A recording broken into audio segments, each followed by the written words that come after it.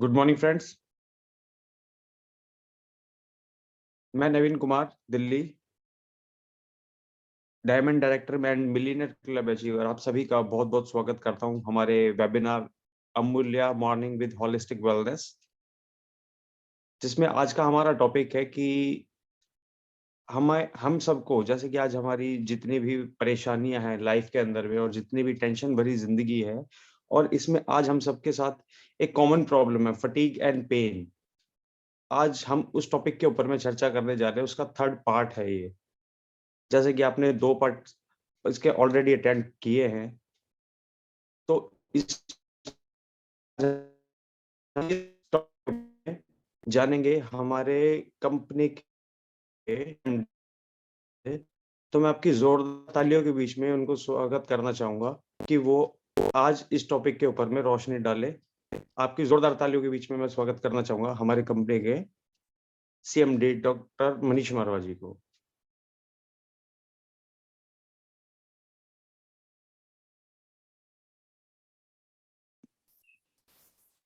Thank you नवीन जी। जय हिंद दोस्तों, आपका दिन शुभ हो और आप जो भी मनोकामना लेकर आज निकलें घर से, वो सब बातें आपकी पूरी हो, ऐसी मेरी ऊपर वाले परमात्मा ईश्वर से प्रार्थना है। तो दोस्तों, आज का दिन तो वैसे भी कई मायनों में बहुत हैक्टिक भी रहने वाला है मेरा, और बहुत सारे लोगों से मैं राजगीर नालंदा के पास मिलने वाला हूँ। अभी मैं सुबह देख रहा था कि बहुत सारे साथी पिक्चर्स देख रहा था, फोटो आ रही थी कि सब निकले हुए हैं नालंदा की तरफ। और मेरी भी अभी इस मीटिंग के तुरंत बाद मेरी फ्लाइट है और मेरी गाड़ी नीचे वेट कर रही है। जैसे ही मैं सेशन खत्म करूंगा और इमीडिएटली मैं भागूंगा एयरपोर्ट की तरफ। वहां से मेरी पटना की फ्लाइट और पटना से फिर मैं पहुंचूंगा नालंदा, अपने सभी अमूल्यन उन साथियों से मिलने के लिए जो इस मीटिंग में वहां पहुंच रहे हैं या रास्ते में है। दोस्तों, हम लोग बात कर रहे थे फटीग की, क्योंकि ये सेशंस मेरे लिए भी बहुत इम्पोर्टेंट है। और एक सेशन से एक हमारा आपस में सुबह का इंटरेक्शन मिलना बहुत अच्छा लगता है मुझे भी। कोशिश करता हूँ कि आपको बहुत सरल भाषा में चीजें बता पाऊं। और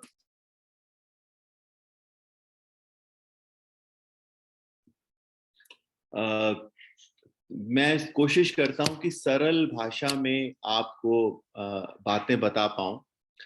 हम बात कर रहे थे फटीग की, उसमें हमने कई चीजें हमने समझी कि फटीग क्यों है, थकावट को क्या हम सामान्य प्रॉब्लम के रूप में लें या इसके पीछे के कारण को जानने की कोशिश करें और उन कारणों पे काम करें, जिससे कि हमारा शरीर जो है वो एनर्जेटिक रहे। और एनर्जेटिक शरीर जो है वो मोटिवेशन अधिक होती है उसमें। और अगर आपके अंदर एनर्जी है, मोटिवेशन है, तो फिर मुझे लगता है कि अब सभी चीजों को जो आप कार्य करना चाहते हैं, जो पाना चाहते हैं, पा सकते हैं। दोस्तों, हमने देखा कि लाइफस्टाइल, हमने देखा अनीमिया, हमने देखा स्ट्रेस, और बहुत बड़ा कारण हमारा भोजन भी है, जिसकी वजह से हमें ये फटीग महसूस होती है। दोस्तों, अनीमिया एक कॉमन प्रॉब्लम है। अनीमिया, जितने एनीमिया के पेशेंट्स हैं जिनमें खून की कमी है, तो उनके सिम्टम्स हम काफी हद तक बाहर से देखकर भी पता कर सकते हैं। मींस अगर किसी में एनीमिया है, खून की कमी है, तो वो बहुत ज्यादा एग्जॉस्टेड फील करता है, थकावट महसूस करता है, वीकनेस उसको फील होती है, चेहरे का रंग, स्किन का रंग पीला, आंखें पीली, या नाखूनों में भी लालिमा नहीं होती। चेस्ट में पेन रहता है एनीमिक पेशेंट्स को, और हार्ट बीट उनकी तेज चलती है। मींस अगर 100 से ज्यादा हार्ट बीट चल रही है किसी की, तो इसका मतलब उसको खून की जांच करानी चाहिए, वो एनीमिक भी हो सकता है। एनीमिक पेशेंट्स के जनरली हाथ और पैर ठंडे रहते हैं। एनीमिक पेशेंट्स के जो जीभ है, टंग है, उसमें भी क्रैक्स होने के चांसेस होते हैं, दर्द रहता है जीभ में। अगर इस तरह के सिम्टम्स हैं, बार बार इन्फेक्शन हो रहे हैं और इन्फेक्शन की वजह से बार बार बुखार आ रहा है, तो ऐसे व्यक्ति को तुरंत अपना हीमोग्लोबिन जरूर चेक कराना चाहिए कि ऐसा तो नहीं है कि खून की कमी की वजह से ये सब हो रहा है, तो उसको अपना डाइट प्लान बदलना चाहिए। और फिर अमूल्य का हीमोग्लो एक बहुत ही साइंटिफिक प्रोडक्ट है जिसके बारे में हमने डिटेल में चर्चा करी थी, जिसमें ferrous fumarate, vitamin D, vitamin B 12, folic acid, copper, cobalt, zinc और विटामिन सी, एक बहुत ही शानदार कॉम्बिनेशन है ये, जिसके बारे में हमने चर्चा करी थी। लेकिन क्या कुछ ऐसे खाने भी हैं, कुछ ऐसा भोजन भी है जिसको खाने से हमारे शरीर में सुस्ती आती है या थकावट महसूस होती है? हाँ दोस्तों, ऐसे बहुत सारे भोजन हैं जिसको खाने से हम लोग एनर्जी नहीं लेते बल्कि हमें सुस्ती आती है, और ये चीज आप खुद महसूस कर सकते हैं। आप जो भोजन करते हैं उसके बाद अगर खाना खाने के बाद आपका मन कर रहा है कि थोड़ा आराम करा जाए, थोड़ी देर लेटा जाए, थोड़ी सुस्ती आ रही है, दिमाग में थोड़ा थकावट सी महसूस हो रही है, तो इसका मतलब वो जो भोजन कर रहे हैं वो आपके लिए सही नहीं है। तो ये चीज आप खुद से एहसास कर सकते हैं, खुद से भी एक्सपीरियंस कर सकते हैं कि एक जैसा भोजन आप खा रहे हैं लेकिन उसके बाद आपको एनर्जी नहीं फील हो रही, पेट तो भर गया लेकिन उसके बाद मन कर रहा है कि थोड़ी देर सुस्ता लिया जाए, तो इसका मतलब वो जो भोजन है वो आपके लिए बिल्कुल भी सही नहीं है। तो ऐसे कौन से भोजन है जिससे हमारे शरीर में सुस्ती आती है? मैंने कई पुरानी मीटिंग्स के अंदर भी ये बात को बहुत बार कहा है कि जो भोजन है वो पकने के 4 घंटे के अंदर अंदर ही खा लेना चाहिए। अगर वो पकने के बाद फ्रिज में रखा हुआ है, अगले दिन खा रहे हैं, तो वो भोजन जो है आपको शरीर में गुण नहीं दे रहा, आपका पेट तो जरूर भर रहा है लेकिन उससे कोई न्यूट्रिटिव वैल्यू नहीं मिल रही, बल्कि शरीर का नुकसान ज्यादा हो रहा है दोस्तों।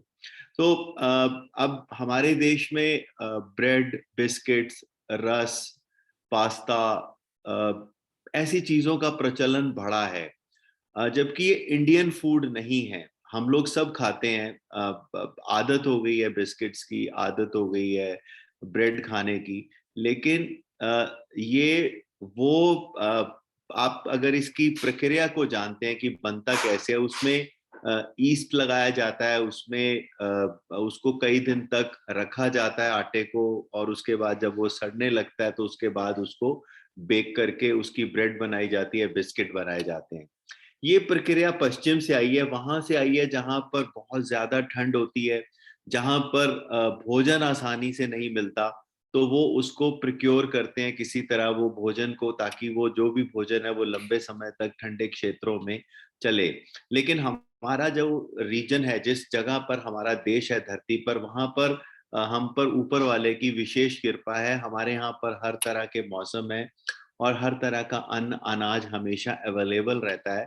तो हमें अगर भोजन को तुरंत पकाकर खाया जाए तो वो हमारे लिए स्वास्थ्य और एनर्जी का कारक बनता है। आपने देखा होगा पुराने जमाने में लोग आटा पीसते थे घर में, गेहूं या मक्का या जो भी है वो घर में पिसाई होती थी, ताजा पीसकर उसी समय पकता था और उसी समय खाते थे।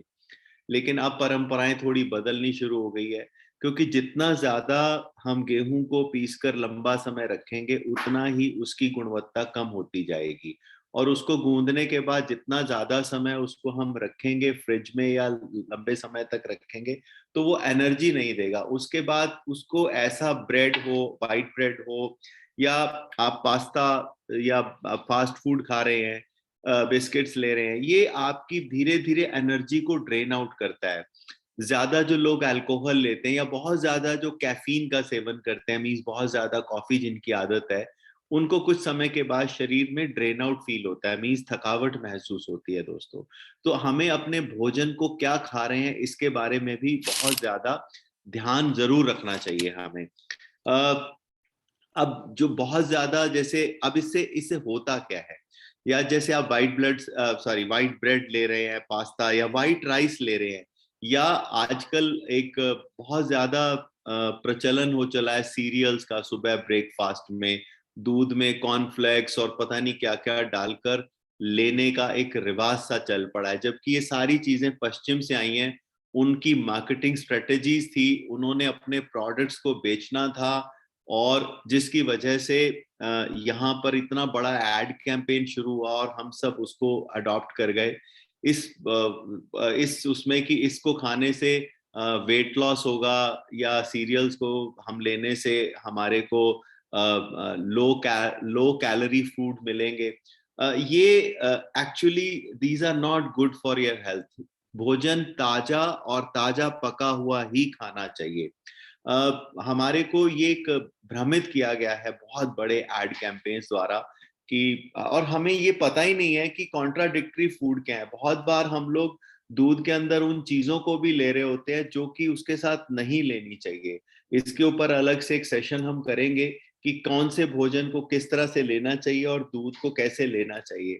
जबकि हमारी वैदिक परंपरा में दूध अपने आप में एक बहुत गुणकारी है, उसमें बहुत सारी चीजें हैं, कैल्शियम से लेके विटामिन, बहुत सारी फैट, उसमें बहुत सारी चीजें हैं।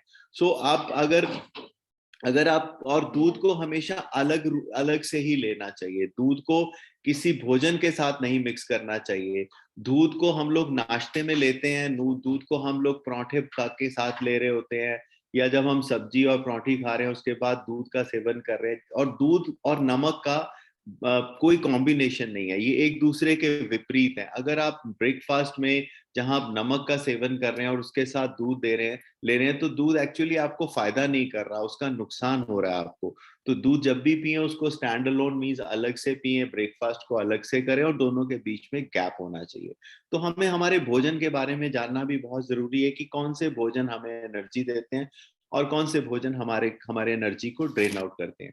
जब हम इस तरह के भोजन लेते हैं जैसे ज्यादा शुगरी, जिसमें बहुत ज्यादा शुगर है, या बहुत ये सीरियल्स हो गए, या आपके ये वाइट ब्रेड हो गई, आपके बिस्किट्स हो गए, पास्ताज हो गए, जब हम इस तरह की चीजें लेते हैं तो ये हमारे शरीर में जब जाते हैं तो बहुत ज्यादा शुगर की वजह से हमारे पैनक्रियाज को एकदम से बहुत मेहनत करनी पड़ती है। मींस बहुत ज्यादा इंसुलिन का प्रोडक्शन करना पड़ता है। जब शरीर जो है अचानक इस तरह के भोजन से बहुत ज्यादा पैनक्रियाज जो है इंसुलिन बनाएगा तो उसके सेल्स जो हैं वो एग्जॉस्टेड फील करते हैं। कुछ समय के बाद वहां पर उसके काम में कमी आनी शुरू हो जाती है। जब पैनक्रियाज के फंक्शंस में कमी आनी शुरू होती है क्योंकि वो नॉर्मल से ज्यादा काम कर रहा है, जब आपके शरीर में बहुत ज्यादा शुगर जाती है तो पैनक्रियाज को बहुत मेहनत करनी पड़ती है। मींस जो नॉर्मल उसका इंसुलिन बनाने का प्रक्रिया थी उससे कहीं ज्यादा उसको इंसुलिन बनानी पड़ेगी। जब वो कहीं ज्यादा इंसुलिन बनाएगा तो उसके फंक्शंस को धीरे धीरे कहीं ना कहीं एग्जॉस्टेड होंगे और उसका रिजल्ट होगा डायबिटीज के अंदर। बहुत सारे लोगों को बहुत ज्यादा जिनको मीठा खाने की आदत है उसके पीछे कारण ही यही है कि नॉर्मल थे, वो बिल्कुल ठीक थे, लेकिन इस तरह का ज्यादा खाना खाने की वजह से वो डायबिटिक हो गए। रीजन कि आपका जो भोजन है उसमें ज्यादा शुगर की वजह से पैनक्रियाज की ओवर वर्किंग की वजह से बहुत ज्यादा इंसुलिन बनाना। इंसुलिन क्या करती है, आपकी जो खाने में जो आपको शुगर मिली है उससे जो एनर्जी बनती है वो सेल्स में ट्रांसफर कराने में हेल्प करती है। तो जब ये वर्क ज्यादा होना शुरू हो जाता है तो कहीं ना कहीं एग्जॉस्टेड फील करता है शरीर और उसके बाद आपको डायबिटीज की तरफ आपको लेकर जाता है। तो खाने का बहुत ज्यादा ध्यान दें। आप क्या खा रहे हैं इसके बारे में भी जानना बहुत जरूरी है ताकि आप अपने शरीर को थका हुआ महसूस ना करें। और हमने अपने इन सेशंस के अंदर अलग अलग प्रोडक्ट्स जो कि आपको एनर्जी दे रहे हैं उसके बारे में चर्चा करी। स्ट्रेस की वजह से भी अगर आप फटीग होते हो तो स्ट्रेस केयर के बारे में हमने बात करी, हमने मल्टीविटामिन्स के बारे में बात करी। लेकिन आज जो हम बात करने वाले हैं वो है सुपर फूड। मैंने जैसे कि बताया आपको भोजन का आपके शरीर की एनर्जी के साथ, फटीग के साथ, बीमारियों के साथ बहुत बड़ा कोरिलेशन है। क्या आप खा रहे हैं उसी से ही आपका जो शरीर का निर्माण हो रहा है, और अगर वो सही जा रहा है तो वो सही दिशा में होगा, अगर आप गलत खाना खा रहे हैं तो गलत दिशा में होगा। ऐसे कई सारे सुपर फूड माने गए हैं जिससे आपके शरीर का स्वास्थ्य बनाए रखना, आपकी एनर्जी के लेवल को ऊपर रखना, आपको लंबे समय तक जवान रहना, ये हमारा फर्ज भी है, हक भी है, और ऐसा बहुत सारे भोजन हमारे लिए करते भी हैं। तो ऐसे बहुत सारे भोजन जो हैं जिनको हम सुपर फूड की कैटेगरी में रखते हैं, जो शरीर के अंदर अत्यंत गुणकारी हैं और बहुत सारे गुणों से भरपूर हैं। इसके ऊपर हम लोग काफी समय से रिसर्च कर रहे थे, और उसके बाद उनमें से जो मोस्ट इम्पॉर्टेंट चीजें हो सकती हैं, जो कि आपकी फटीग से लड़ने के लिए, आपके शरीर को लंबे समय तक जवान रखने के लिए, आपके अंदर एनर्जी का संचार करने के लिए, आपके दिमाग के लिए, आपके आपके मूड को अच्छा रखने के लिए, ऐसे बहुत सारे भोजन हैं जिनको हम लोग सुपर फूड की कैटेगरी में रखकर आपके लिए गो लाइफ जैसे प्रोडक्ट के अंदर लेकर आए। आप में से बहुत सारे लोगों ने इस प्रोडक्ट को यूज करा है, और मैं लगातार इसको यूज करता हूं अपने जीवन के अंदर भी। ये सुपर फूड इसलिए है क्योंकि बहुत सारे ऐसे भोजन हैं हमारे को मिले हुए धरती के ऊपर, जिससे हम ना सिर्फ केवल बीमारियों से लड़ते हैं, अपितु लंबे समय तक हमारे को शरीर को स्वस्थ रखने में भी ये चीजें मदद करती हैं दोस्तों। इसमें सुपर फूड में सबसे पहला अगर हम नाम देखें इसके अंदर है, वो है गैनोडर्मा। गैनोडर्मा पहाड़ों में पाया जाने वाला एक तरह का फफूंदी होती है, या जिसको हम मशरूम बोलते हैं। मशरूम खाते भी हैं। It's a very rich source of proteins. Mushroom बहुत सारे घरों में बहुत शौक से खाया जाता है, बड़ा अच्छा सोर्स है प्रोटीन का। तो गैनोडर्मा जो है is a very good source of protein. लेकिन ये काम कैसे करता है? दोस्तों, गैनोडर्मा जो है ये आपके शरीर के अंदर टी सेल्स को इंक्रीज करता है। अब टी सेल्स क्या होते हैं? टी सेल्स आपके इम्यून सिस्टम का एक पार्ट है, जो कि बाहर से आने वाले जितने भी विषैले कीटाणु हैं या जीवाणु हैं, उनसे लड़ने में आपके शरीर को हेल्पफुल होते हैं। मींस इम्यून सिस्टम का सबसे पहला पार्ट है टी सेल्स। टी सेल्स ही वो सेल्स हैं जो आपके शरीर की इम्यूनिटी को मेंटेन करते हैं। मींस बाहर से आने वाली जो चीजें हैं जिससे शरीर बीमार हो सकता है, उससे लड़ने में कारगर साबित होते हैं। तो ये गैनोडर्मा उन सेल्स की बढ़ोतरी करता है। मींस आपके इम्यून सिस्टम को बहुत स्ट्रांग कर देगा। अगर आप गैनोडर्मा लेते हैं, इसके गुण हैं, बहुत सारे प्रोटीन्स हैं इसमें, बहुत सारे मिनरल्स और विटामिन हैं, वो तो आपको मिलेंगे ही मिलेंगे। लेकिन आपकी जो फ्रंट लाइन डिफेंस मैकेनिज्म है, जिससे कि आप शरीर आपका बीमार ही ना हो, जिससे आपका शरीर बीमारियों से लड़ने के लिए एकदम सक्षम हो, उसको ये डिफेंस मैकेनिज्म का जो सबसे पहला हथियार है टी सेल्स, उसको ये मजबूत करता है दोस्तों। ये आपको एनर्जी देता है। अगर आप गैनोडर्मा लेते हैं तो आप शरीर को थका हुआ महसूस नहीं करेंगे। You will always feel energetic. आपको आपकी मेमोरी के लिए बहुत अच्छा है, नर्वस सिस्टम के लिए बहुत अच्छा है, दिमाग को ये अलर्ट रखता है, आपकी मेमोरी को शार्प करता है। ये मीन्स दिमाग के लिए बहुत अच्छा है। कोलेस्ट्रॉल लेवल को कम करता है। जब दिमाग और मूड अच्छा होगा तो नेचुरली स्ट्रेस लेवल भी नीचे चला जाएगा। तो ये गैनोडर्मा स्ट्रेस लेवल को नीचे करता है, क्योंकि ये नर्व सिस्टम पे काम करता है। आप लंबे समय तक जवान रहें, उसके लिए ये हमेशा मतलब ये हर्ब ली जाती है, पुराने जमाने से ली जाती है, ताकि आपकी स्किन, आपकी मेमोरी, आपकी हेल्थ बहुत अच्छी रहे। सो इसमें इसके ऊपर हजारों लोगों पे रिसर्च हुई है, और ये रिसर्च ने ये जो बातें बोल रहा हूँ ये सब रिसर्च बेस्ड है। इसके बहुत सारे रिसर्च पेपर्स अवेलेबल है इंटरनेट के ऊपर। ये सब चीजें जो हैं आपको मदद करती हैं आपके शरीर को स्वस्थ रखने के लिए। और फिर इसमें दूसरा है फॉलिक एसिड। हम फॉलिक एसिड की चर्चा कई बार कर चुके हैं थकावट के केस में। फॉलिक एसिड जो है हमारे हिमोग्लो में भी था। फॉलिक एसिड एनर्जी जेड में भी था। एनर्जी जेड में भी फॉलिक एसिड था। फॉलिक एसिड मैंने बताया आपको, ये हेल्दी रेड ब्लड सेल्स को बढ़ाने में मदद करता है। मींस एनीमिया के जो पेशेंट्स हैं उनको फॉलिक एसिड दिया जाता है। Folic acid is very good for pregnant women's also. जैसे ही प्रेगनेंसी के अंदर पहले 3 महीने में डॉक्टर फॉलिक एसिड इसलिए दिया जा देता है ताकि जो बच्चा जो है उसके दिमाग, उसकी स्पाइन और उसके अंदर कोई प्रॉब्लम ना आए, उसके लिए फॉलिक एसिड दिया जाता है। फॉलिक एसिड बहुत ही इंपॉर्टेंट है। It's a rich source of iron और ये रेड ब्लड सेल्स को बढ़ाने में मदद करता है। जब हमारे शरीर में खून पूरा होता है, रेड ब्लड सेल्स पूरे होते हैं, तो रेड ब्लड सेल्स ही हैं जो हमारे सांस द्वारा जो हम ऑक्सीजन अंदर लेते हैं, ऑक्सीजन को हवा में से जो हम सांस ले रहे हैं उसमें सोख कर उसको शरीर के हर अंग तक पहुंचाने का कार्य रेड ब्लड सेल्स ही करते हैं दोस्तों। तो अब इसका एक और बहुत इम्पोर्टेंट जो कॉन्स्टिट्यूएंट है खून बढ़ाने का, वो है पालक।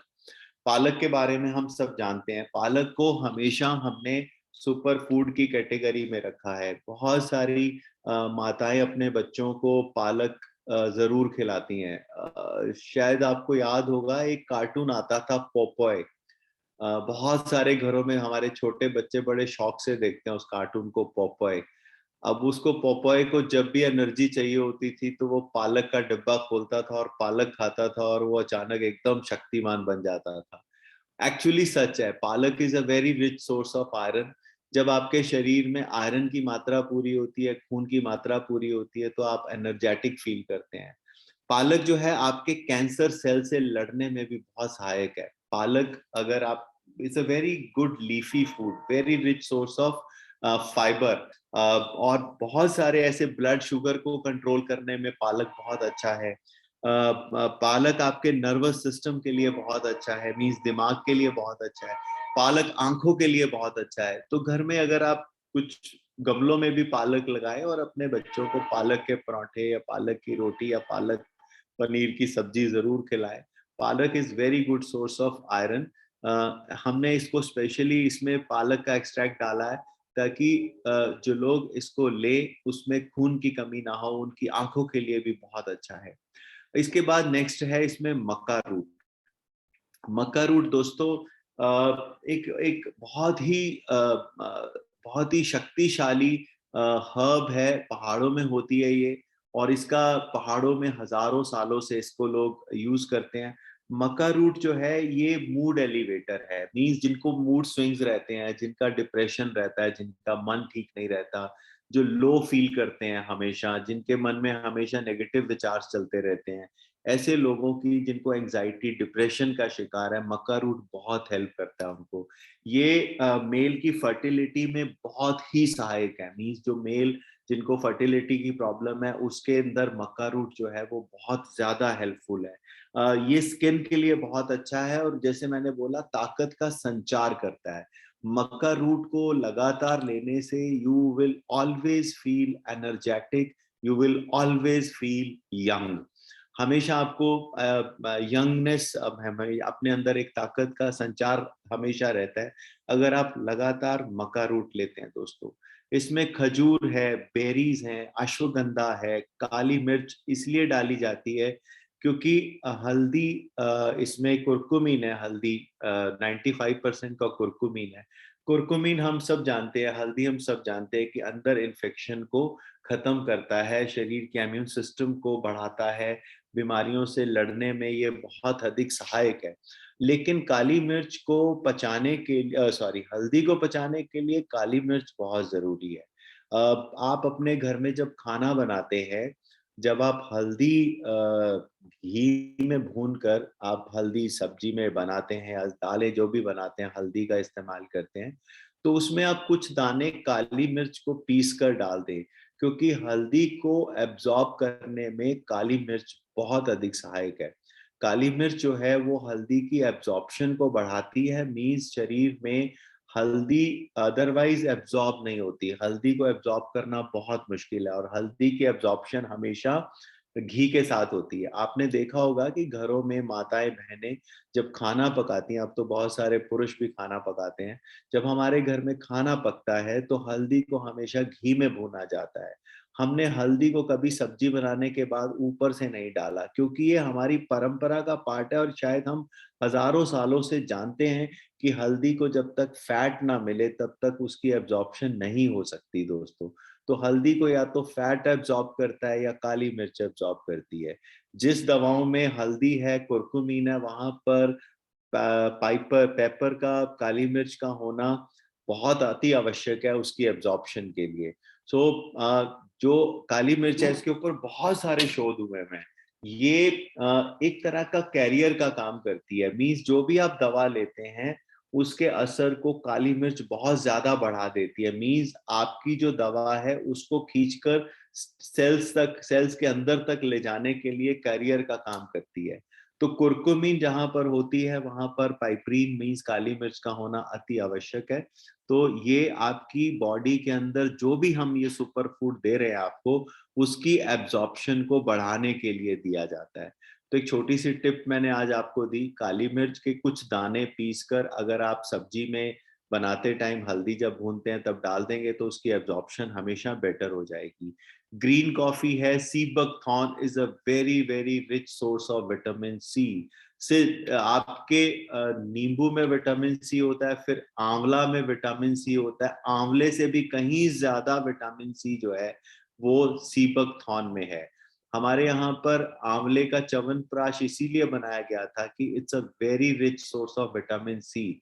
और अगर हमारे शरीर में विटामिन सी होता है तो ये हमारे इम्यून सिस्टम को, स्किन को, बालों को, हर चीज को ये ताकत प्रदान करता है।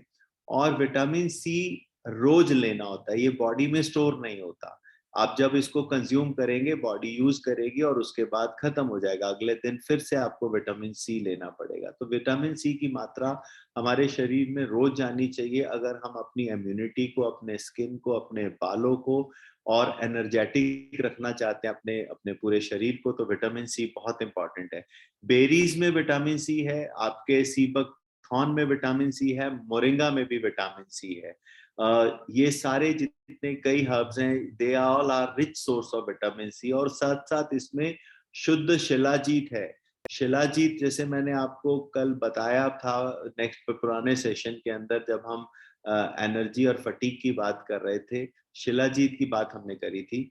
Shilajit is a very very rich source of minerals. उसमें 80 से ज्यादा मिनरल्स पाए जाते हैं। मीन्स धरती पर जितने भी मिनरल्स हैं, हमारे शरीर में जितने भी मिनरल्स हैं, वो सब के सब शिलाजीत में पाए जाते हैं। Shilajit is a very very rich source of minerals. ये ना केवल शरीर में ताकत प्रदान करता है, ये वेट लॉस में भी बहुत हेल्प करती है शिलाजीत। ये आपके खून को बढ़ाने में मदद करती है। हड्डियों के अगर टूटना हो रहा है, अगर किसी की हड्डियां टूटी हैं या कोई फ्रैक्चर हुआ है, उसमें भी शिलाजीत जो है उसकी रिपेयर में बहुत मददगार है। मींस ऐसे लोगों को जो बोन में जो फ्रैक्चर्स हुए हैं उसको जोड़ने में शिलाजीत बहुत बढ़िया कारगर है। रेड ब्लड सेल्स को बढ़ाती है, एनर्जी देती है और फर्टिलिटी, मेल फर्टिलिटी में भी ये काम बहुत कारगर है।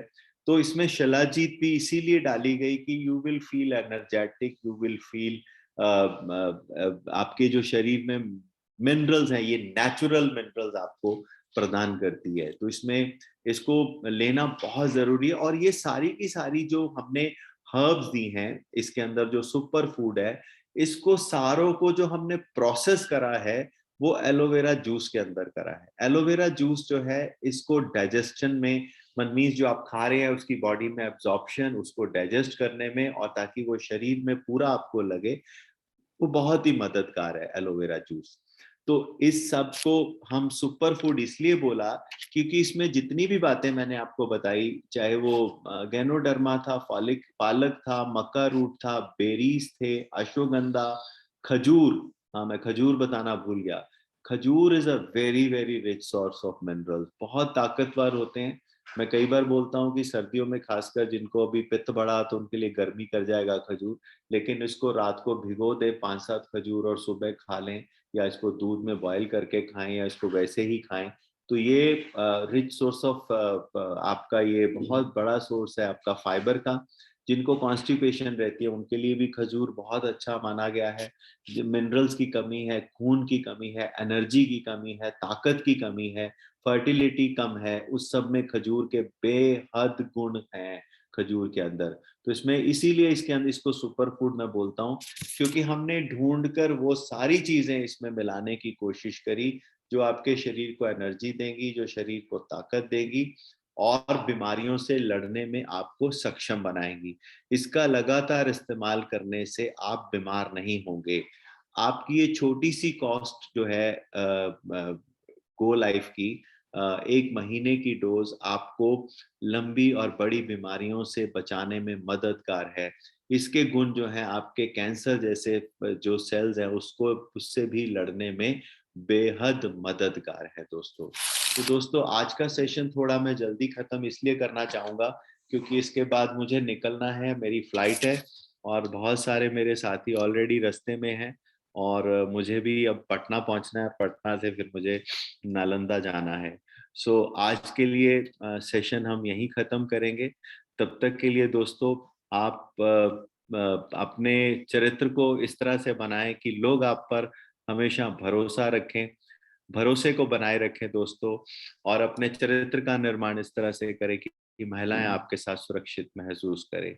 जय हिंद।